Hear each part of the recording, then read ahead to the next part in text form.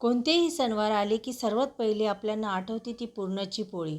सणवार आले की पुरणाची पोळी ही आवर्जून बनवली जाते.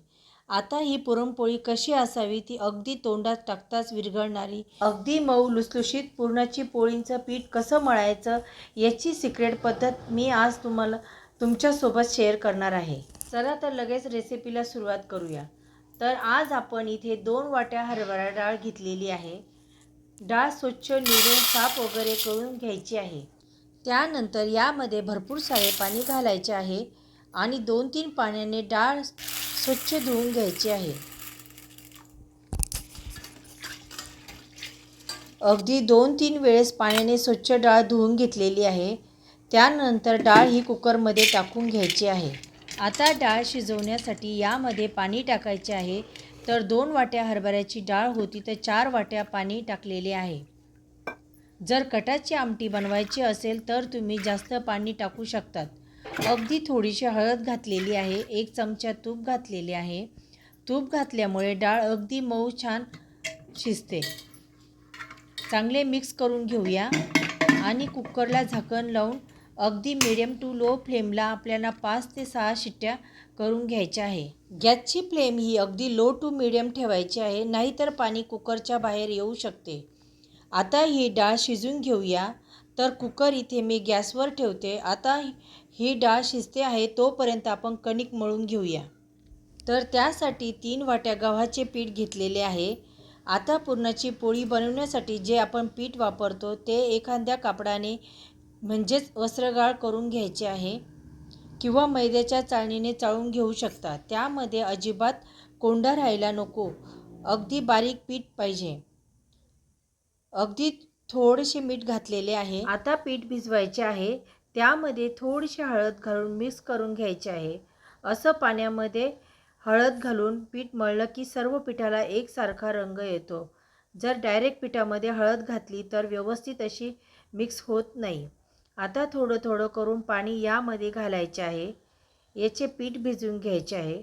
सुरुवातीला अगदी सैलसर पीठ भिजवलेलं अगदी चपाती कशी भिजवतो तसेच हे सुद्धा पीठ भिजवायचे आहे. तर हे बघा, अशा पद्धतीने मी कणिक मळून घेतलेली आहे. खूप घट्ट देखील नाही आणि सैलसर पण नाही. अशीच कणिक तयार करून घ्यायची आहे. आता ही जी कणिक आहे अजून छान मस्त लोण्यासारखी होण्यासाठी एक सिक्रेट टिपसुद्धा मी तुमच्यासोबत शेअर करणार आहे. त्यानंतर एका पातेल्यामध्ये हा कणकेचा गोळा ठेवायचा आहे. आता यामध्ये ही कणिक बुडेल इतपत आपल्याला पाणी घालायचे आहे. पाण्यामध्ये साधारणतः अर्ध्या तासासाठी ही कणिक अशीच ठेवायची आहे. म्हणजे हे पीठ अजून छान मऊ लोण्यासारखे तयार होते. तर हे अर्ध्या तासासाठी आपण साईडला ठेवून देऊया.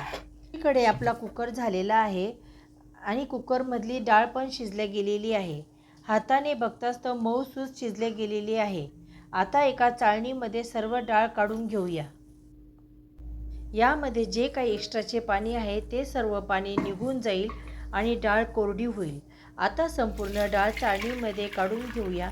यामधले जे काही पाणी निथळून जाईल आणि त्याची आपण कटाची आमटी बनवू शकता.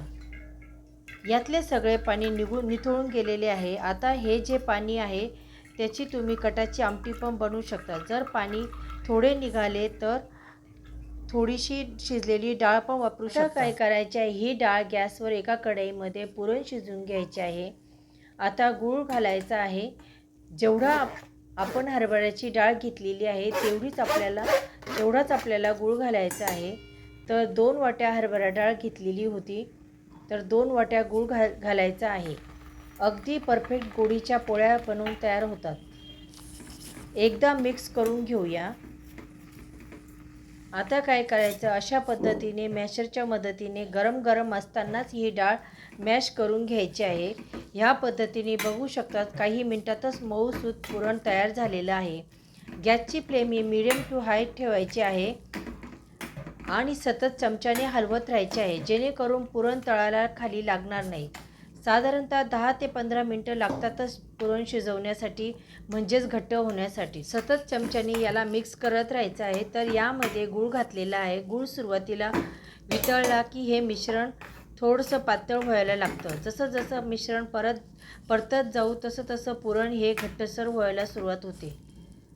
आता पुरण शिजले हे कसे ओळखायचे? अशा पद्धतीने मिश्रण थोडंसं घट्टसर होत आले की आपली उलथणी या पद्धतीने उभी करून बघायची.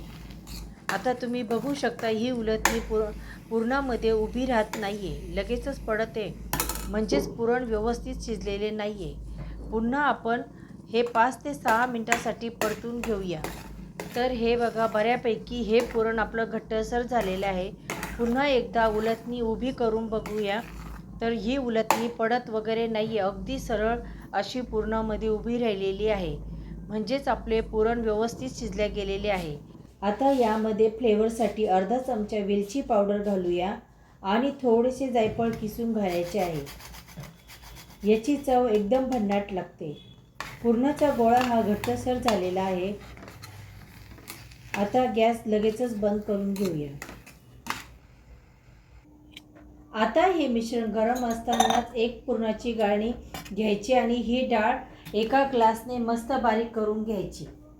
बघू शकता पुरण मस्त पेढ्यासारखं मऊसूत झालेलं आहे. पुरणपोळी बनवण्यासाठी पुरण हे गार करून घ्यायचे आहे. आता अर्ध्या तासासाठी आपण जी कणिक पाण्यामध्ये ठेवली होती त्या पिठाला काढून घ्यायचे आहे आणि थोडंसं जे काही एक्स्ट्राचे पाणी असेल ते काढून घ्यायचे आहे, म्हणजे सर्व पाणी निघून जाईल. तर हे बघा, ही कणिक भिजली गेलेली आहे. आता 2 चमचे तेल घालायचे आहे. जास्त सुद्धा तेलचा वापर करायचा नाही आहे. आता पुन्हा एकदा व्यवस्थित मळून घेऊया, म्हणजे तेल जे आहे ते छान कणकेमध्ये अगदी छान असं मिक्स होईल. या पद्धतीने आपली जी पुरणपोळी आहे मऊ लुसलुशीत होण्यासाठी आपल्याला ही परफेक्ट पीठ मळणे आवश्यक आहे. त्यावरच पुरणपोळी कशी होते हे डिपेंड करतं की अशा पद्धतीने मऊ लुसलुशीत कणिक तयार करून घ्यायची, तरच पुरणपोळी मऊ लुसलुशीत तयार होतात.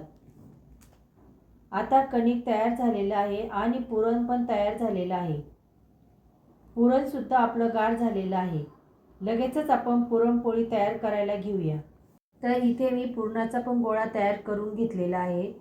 आता कणकेचा पण गोळा तयार करून घेऊया. इथे मी गव्हाचे पीठ घेतलेले आहे. सुरुवातीला कणकेला थोडेसे गव्हाचे पीठ लावून घ्यायचे आहे. अशा पद्धतीने वाटी तयार करून घ्यायची आहे. थोडी खोलगट पारी केली, त्यामध्ये पुरणाचा गोळा ठेवायचा आहे. कणिक वरच्या साईडने दाबत जायची आहे आणि व्हिडिओमध्ये दाखवल्याप्रमाणे आणि वरचे तोंड छान असे पॅक दाबून घ्यायचे आहे, म्हणजे पोळी फुटत नाही. आता थोडंसं पिठामध्ये घोळून घेऊया. जास्त पीठ वापरायचे नाही. तर आता पुरणपोळी लाटून घेऊया. आता ही पोळी लाटताना हलका हाताने ही पोळी लाटायची आहे. सुरुवातीला साईडच्या कडा छान पातळ करून घ्यायच्या आहे. त्यानंतर मधोमध पोळी लाटून घेऊ शकता. तर हे बघा, अशा पद्धतीने पुरणाची पोळी लाटून घेतलेली आहे. लगेचच पोळीला भाजून घ्यायची आहे. तर त्यासाठी गॅसवर पॅन गरम करायला ठेवलेला आहे. त्यावर थोडंसं तूप लावून घेतले, मग पोळी टाकायची. आता पोळी टाकल्यानंतर लगेचच हिला पलटी करायची नाही आहे. वरच्या साईडने बुडबुडे आले की त्यानंतरच पलटी करून घ्यायची आहे आणि दोन्ही साईडने मस्त अशी तूप लावायची आहे. छान अशी पोळी भाजून घ्यायची आहे. तर अगदी छान पोळी टम्म फुगलेली आहे, पण पोळी फाटल्यानंतर तिची वाफ निघून जाते. बराच वेळेस मस्त अशी पुरणाची पोळी भाजून तयार झालेली आहे. बघू शकता आता आपली दोन्ही साईडने भाजून झालेली आहे. लगेचच अशा पद्धतीने फोल्ड करायचे आहे. लगेचच एखाद्या चाळणीवर किंवा टोपल्यामध्ये काढायची आहे. पोळी इथे तुम्ही बघू शकता, तोंडात टाकताच विरघळणारी अशा मऊ लुसलुशीत पोळ्या तयार झालेल्या आहे. तुम्ही सुद्धा नक्की बनवून बघा. व्हिडिओ आवडला असेल तर चॅनलला सबस्क्राईब करा, लाईक करा, शेअर करा. पुन्हा भेटूया पुढच्या व्हिडिओमध्ये. धन्यवाद.